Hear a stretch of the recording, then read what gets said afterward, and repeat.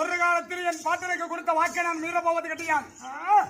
மரியாதையாக சொல்கிறேன், ஓடிவிட்டால் ஓடிவிடு. அடே பீஷ்மா, எப்போது ஒரு குருவென்று பாராமின் கரத்தை துண்டித்தாயே, நான் எத்தனை முறை உன்னிடம் போட்டி போட்டால் நிறையே உன் உயிராக பற்றி விரியாது. ஏன் எப்போது என் நேரத்தில் இருப்பேன் என்று உன் தந்தையிடத்தில் வரம் பெற்றிருக்க, நான் என் தாயிடத்திலே வரம் பெற்றிருக்கேன்.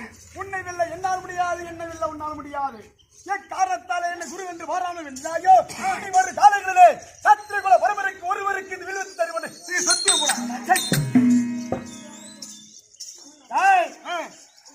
பரசுராமன் கால்கரத்தை துண்டித்தவரை என்ன சொல்கிறார் பார்த்தாயா? ஆமா, ஒரு குருவென்று பாராமல் கால்கரத்தை துண்டித்து விட்டால், ஆனால் இனி முதல் கொண்டு எந்த ஒரு சத்திரனுக்கு வில்வித்தை கற்றுக் கொடுக்க மாட்டேன் அப்படின்னு சத்தியம் பண்ணிட்டு போறாங்க. தேவையில்லை.